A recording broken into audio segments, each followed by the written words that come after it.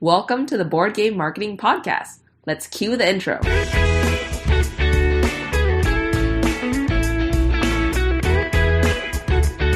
This is the #1 podcast to learn marketing strategies for your board game. Whether you're just starting on your first game or an experienced designer, you've come to the right place. My name is Nalin, and let's talk marketing for your game.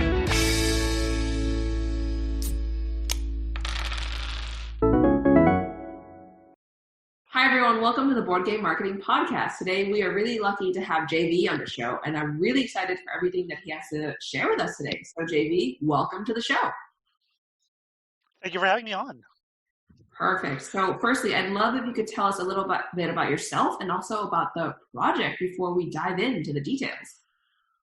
Sure thing. Well, I'm JV. I am a game designer from Montreal, Canada, and I just finished my first Kickstarter campaign for one of my games called With a Smile and a Gun.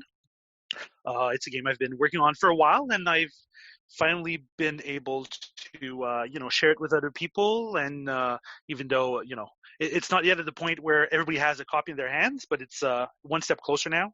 So so With a Smile and a Gun is it's a game for 1 or 2 players about running a criminal gang in a fantastical Prohibition era, and it's a dice drafting game where you are going to draft the last 4, not because you need it, but because your opponent does, and you want to make sure they don't use it against you. Amazing. I look forward to learning how you've marketed for your game. Congratulations on your first campaign and getting successfully funded.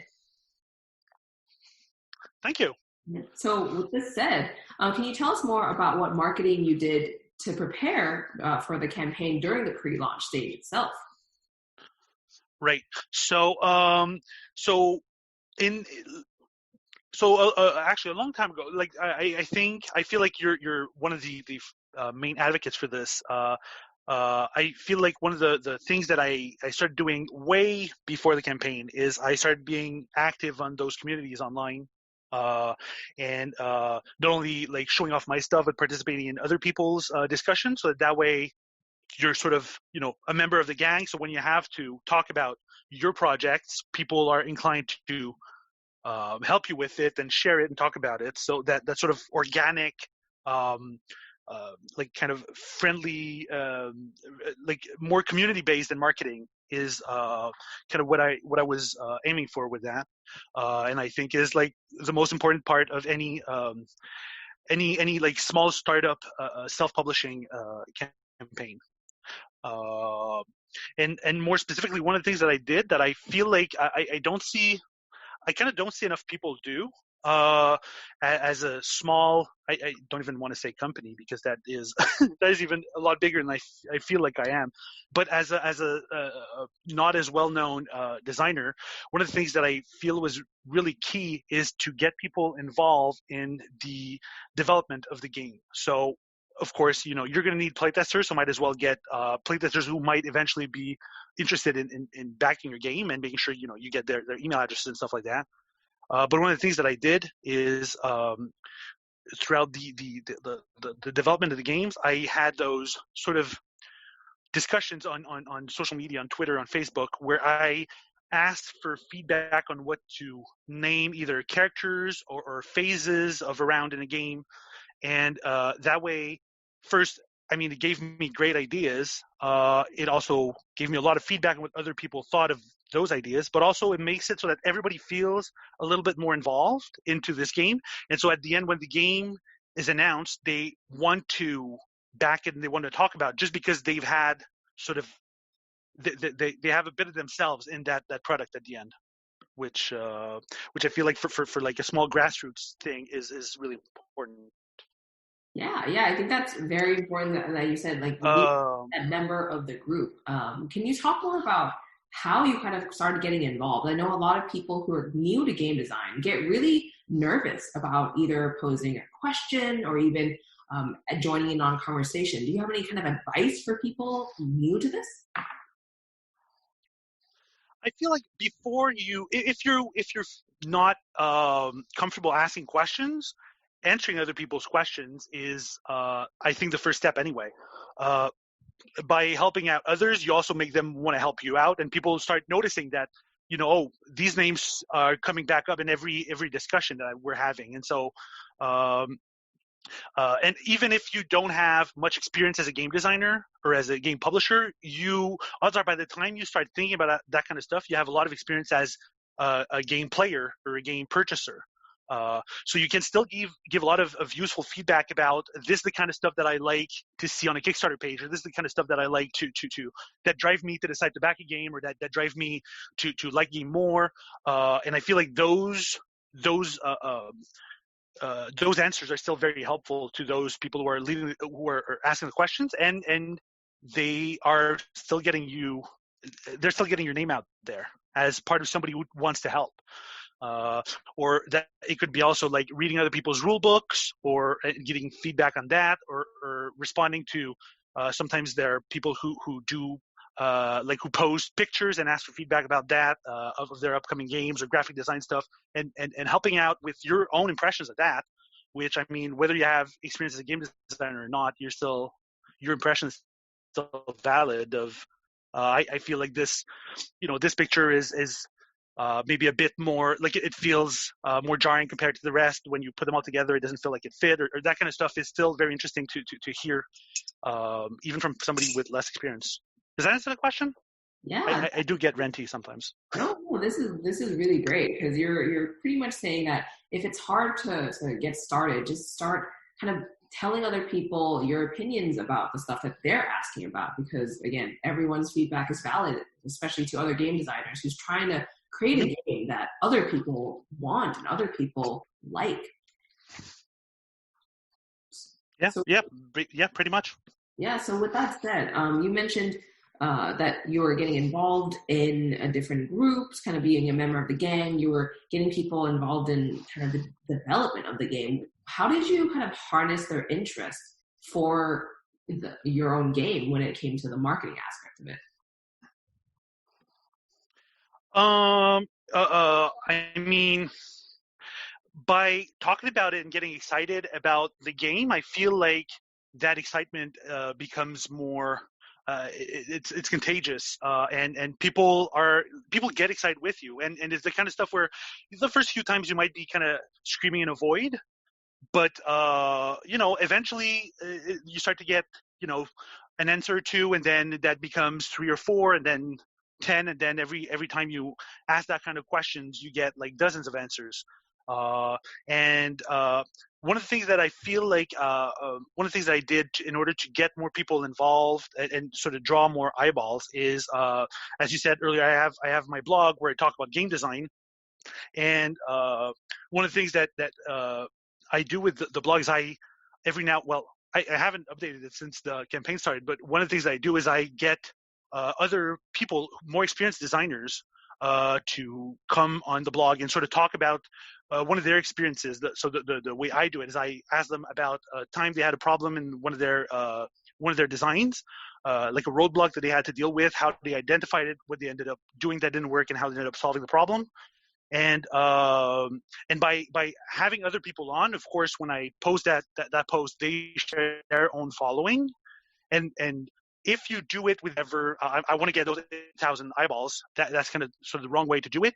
But when you invite someone on, of course they're going to share it and share that same passion. Get other people to come and take a look at your stuff, and eventually, not 100% of those people will stick, but some will. And every time you do it, if you get an extra, 4 or 5 people who follow long term, then every time you do it, it's growing.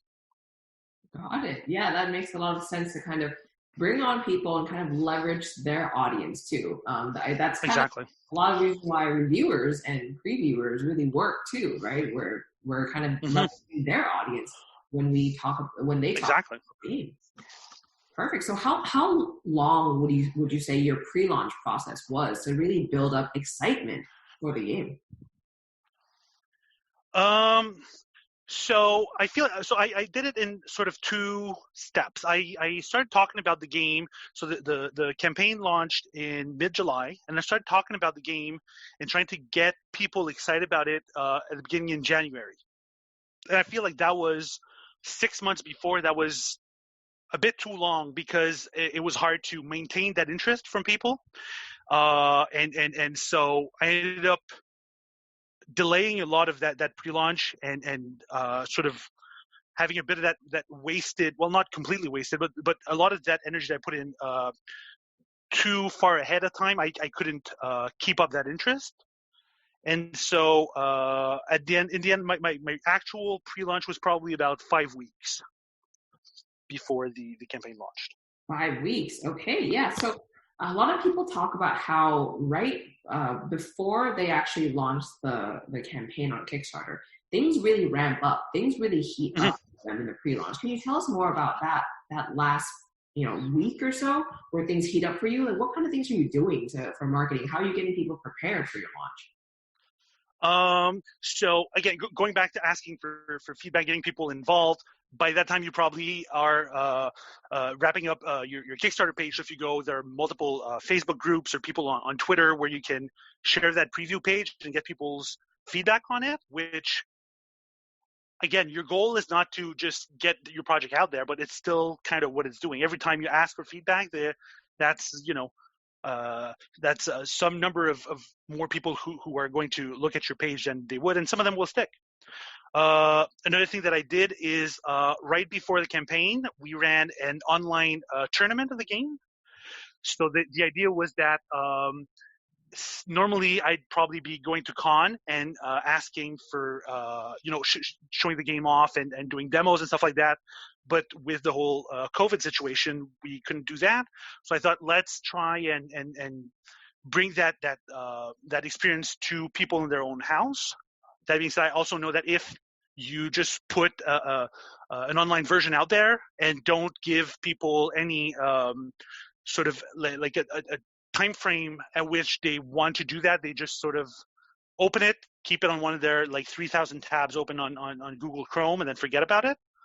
So we organized that tournament of the online version. So I made an online version of the game on Tabletopia, and we had 4 windows where we had people sign up for that, and then we matched them up and get them to play the game. And at the end, on I think the Sunday before the launch, we had sort of a finals of all the 2 players with the best scores of the first 4 sessions, and we streamed that on Tabletopia's Twitch account.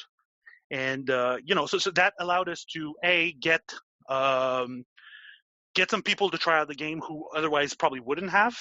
Also get a reason to talk about the game that is not just, hey, come look at my thing again.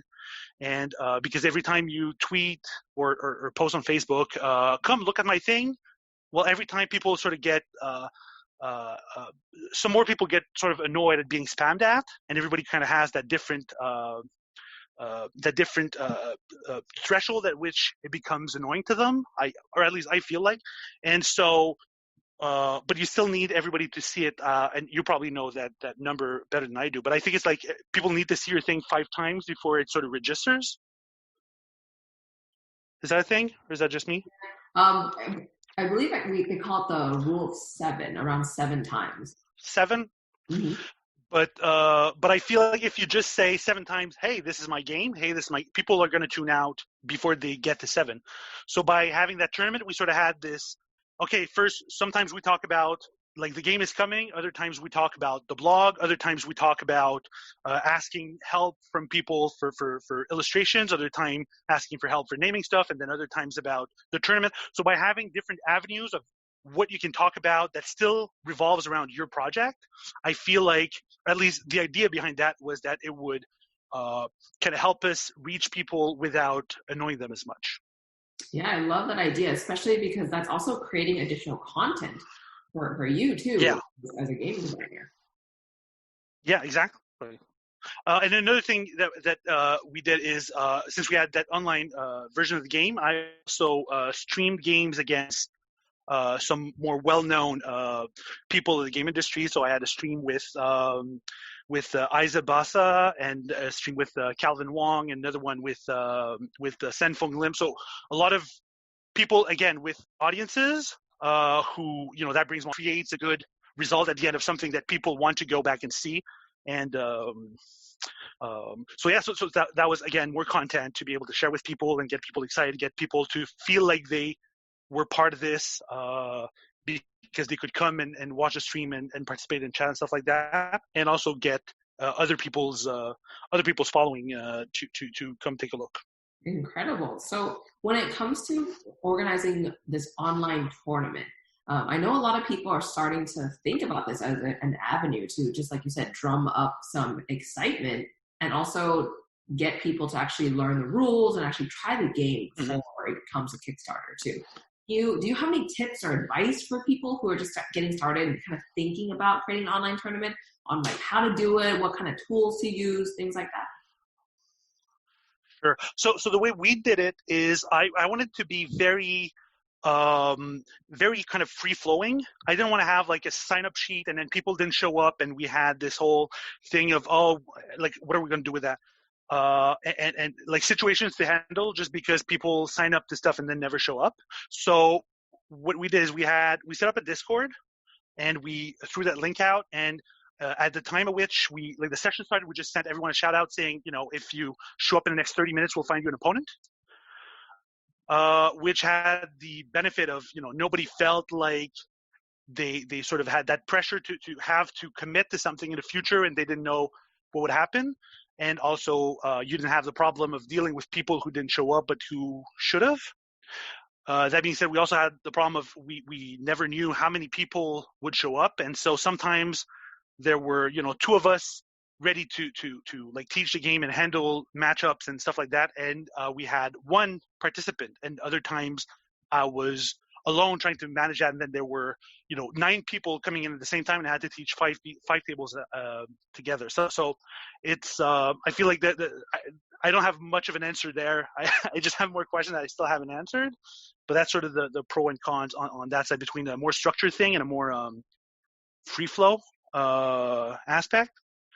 I also feel like having a 2-player game is a big benefit on that, because if you have an even number of players, then that's fine. If you have an odd number, then I just took one of the spots and played against one of the participants.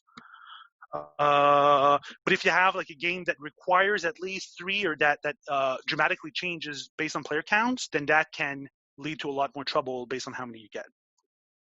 Got it. Yeah, that's really great insights about the free-flowing type of signups for a playtest of the tournament versus a more structured kind of setup for this. It'd be great to see in the future too how this evolves if you get compared with like a more structured version too. So from this, what kind of things did you do kind of on launch day? Like what happened on launch day for you after you got all these people got involved, you had all these people play testing in the tournament? What happened for launch day? So I remember that I woke up and then I sort of came to 6 hours later. But in between that, I to be honest, I was mostly worried about getting like the page right and like some last minute checks that I sort of wanted to do just to get my nerves down. But after that, it's hopefully by the time launch day comes, people already know about your game and they already know that launch day is coming. So I feel like on launch day, the only thing you have to do, and maybe I'm being very naive, but at least the only thing I did is I sent out reminders on every Facebook group I was part of that allowed it, because that's another thing. Sometimes the rules will say don't do that. And on Twitter, on every, like I'm on a lot of local forums for meetups and stuff like that. So on everywhere where I could post about it, I did. And then it's about, managing the conversation, managing all the comments and responding to everyone, make sure everyone feels heard and not just that you're, posting for promotion without any interest. And hopefully you've already built this sort of the social, what's the word I'm looking for? In a way? The social capital, yes, thank you. The social capital to be able to do those things in those groups without coming off as just, somebody who wants like a free ad, basically. So my answer is I didn't do much on launch day that was outside of that. Got it. Yeah.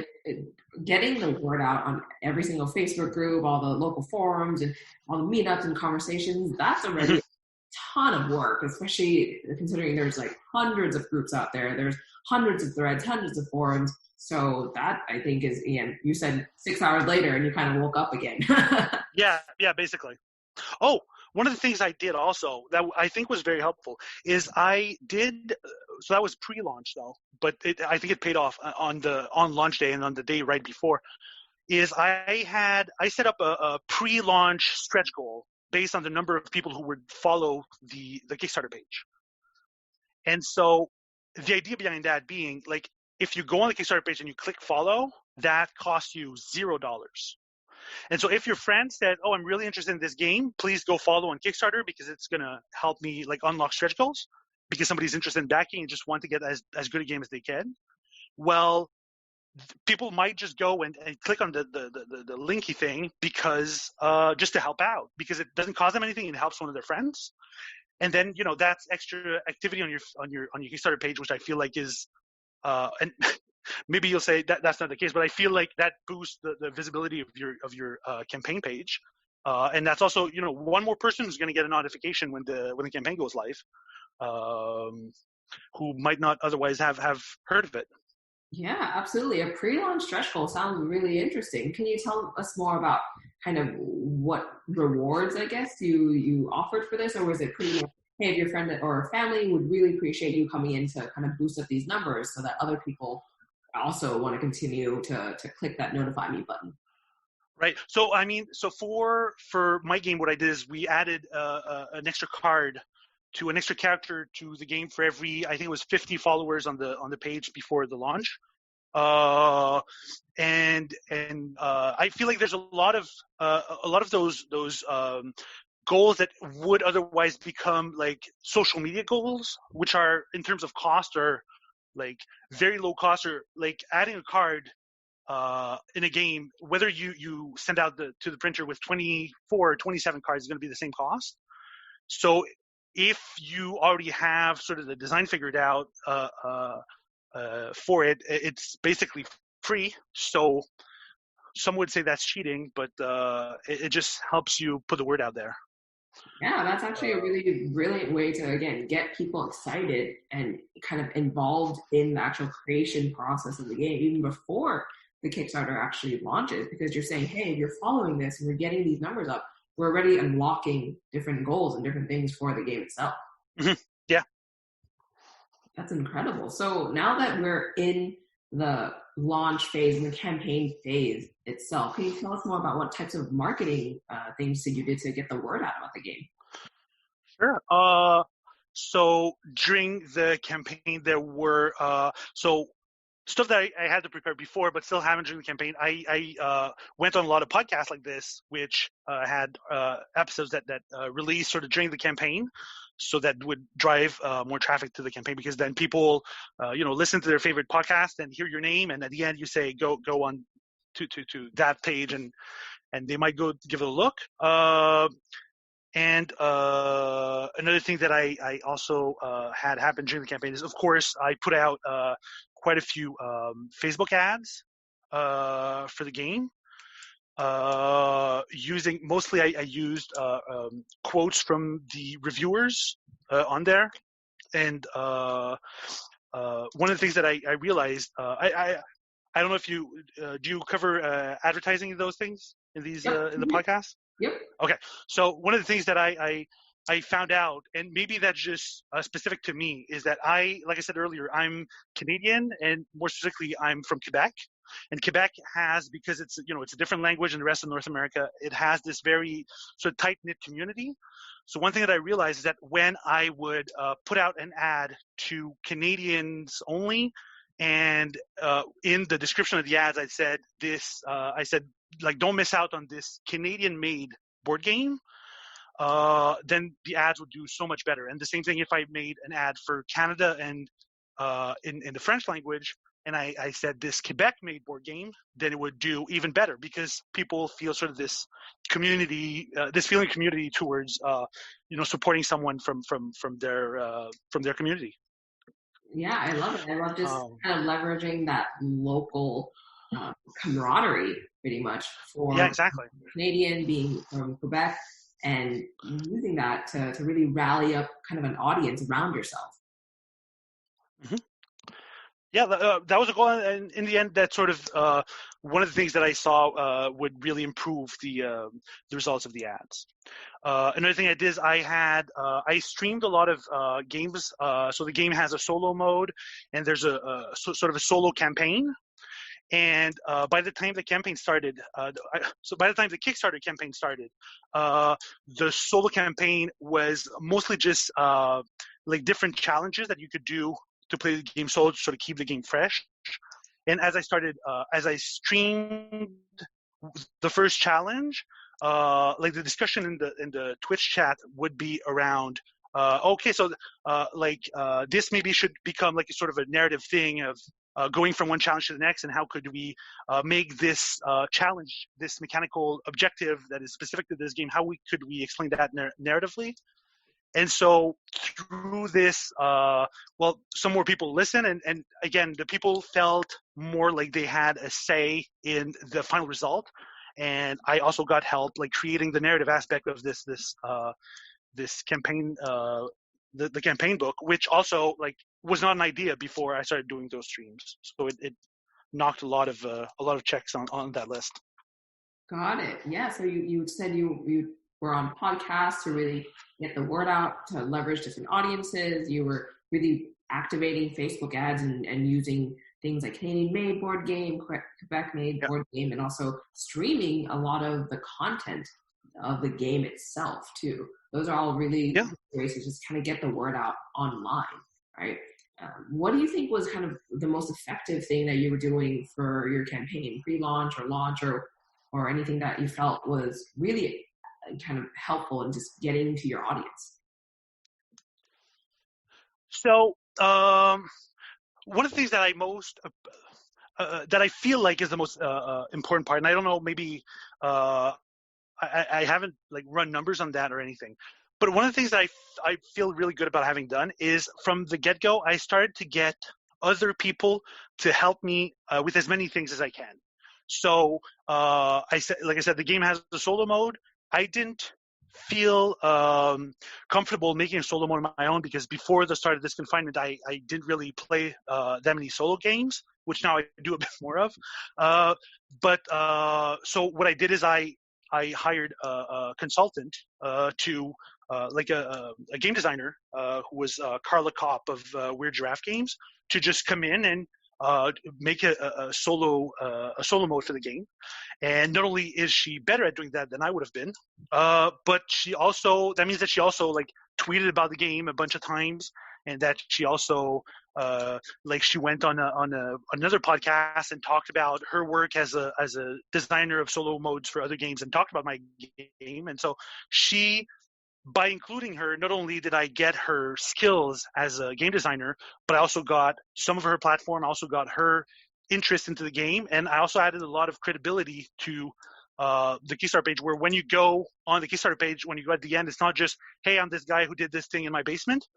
It's also like, oh, there's this team of people who helped me do that. So I got someone to do the rules editing. I got someone to do of course, the art and the graphic design, and I got someone to do to write stories about the game and that kind of stuff. So one of the things that a lot of people, I feel like, because of limited budgets, a lot of people, especially with small projects, want to keep as much of that stuff in-house as you can.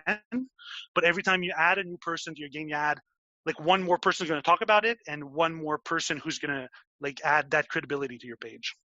Yeah, I really love that you talk about the kind of benefits of collaboration, right? Because everyone from like a video creator to a graphic designer, everyone has their own audience already. And if they're invested in your project because they're kind of designing for it, they're creating a solo mode for it, they want that to succeed. And so they're talking about it to their own audience too, which is a win-win for you and for their audience too. Exactly. And I hope it doesn't come across as if like you need to collaborate so that you get their audiences, because that's really not the goal. It's just, if somebody is going to say charge you $200 to I don't know, to edit your rule book or something like that. Well, you have to keep in mind that maybe like 150 of that is going to go to the rules editing, and another 50 might be just what that extra buzz and that extra voice to talk about your game is worth. That's sort of the way I approach it. Yeah, absolutely. That seems like a really beneficial way to, again, leverage other people's kind of audience, but also get to work with the new and different people in the industry too, right? For sure. Yeah. Oh yeah, yeah. That networking aspect is sort of so, yeah. It's definitely a big thing. I wish I would have done more networking before starting working on that project and getting serious about it, instead of just trying to get every.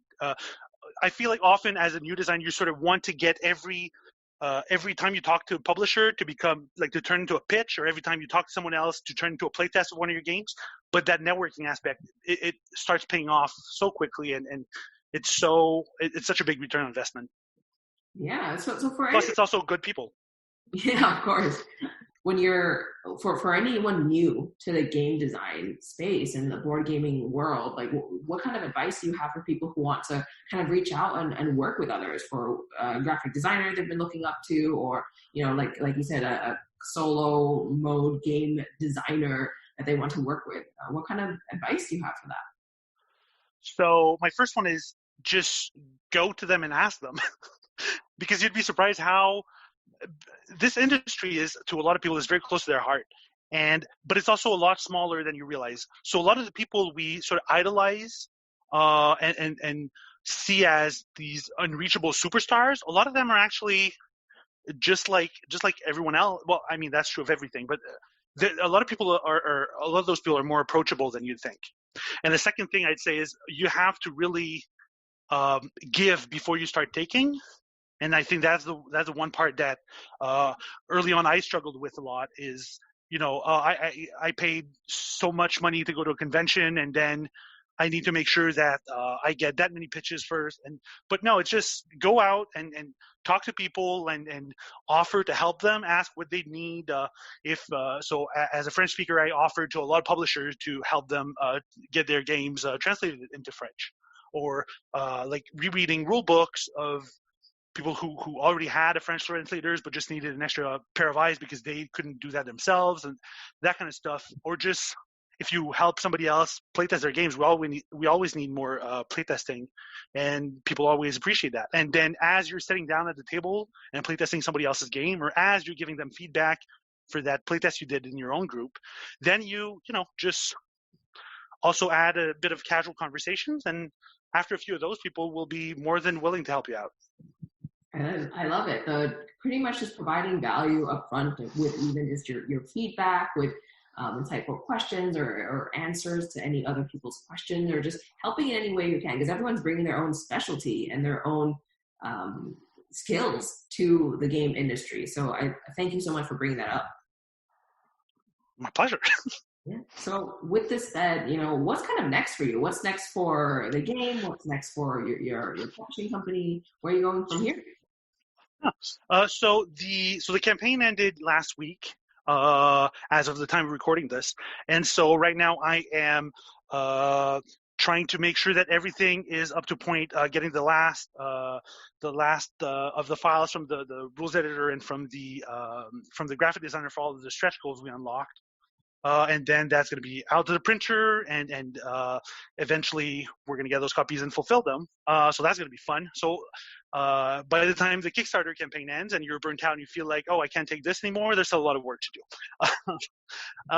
And then after that, I have a few other games that I've already sort of completed the design of, or at least get it as close to complete as you can, that are going to be, I'm still debating which one is going to be the Kickstarter campaign for 2021, but as soon as with a smile on the gun is fulfilled, we're going to be looking at the next one, and hopefully, like I'm not aiming to make this into a business, but if I can make one of those every year and spread out my little babies, my little games that I put my heart and soul in, well, that's an extra bit of happiness in my life. So that's kind of the feeling I have for that. I also have my game design blog, which is at the subsurfacegames.ca, which very soon I'm going to start updating again with sort of game design tips, and probably now a bit more of the publishing aspect also, because that's sort of what I'm dealing with these days. So so that's sort of what the future holds for me. Wow, yeah, it's really clear, the passion in your voice. So I'm very excited for what's to come. Well, thanks. I do. Some people would say it's all I think about, and I would probably tend to agree. Well, thank you so much for coming on the show and sharing with us all these insights, JV. For any listener who wants to kind of get in touch with you or follow along, where's the best place to kind of find you, follow along, get in touch, things like that? Sure. So if you want to follow along, there's my blog at subsurfacegames.ca. The best way to reach out to me is going to be probably on Twitter, which is where I spend all of my time when I'm not talking about game design. I'm at JV Designs Games over on Twitter. And I also have the blog has a Facebook page, Subsurface Games, but that's sort of a less efficient way to get a hold of me. Got it. Well, thank you so much for your time and being on the show today. Well, my pleasure. Thank you for having me.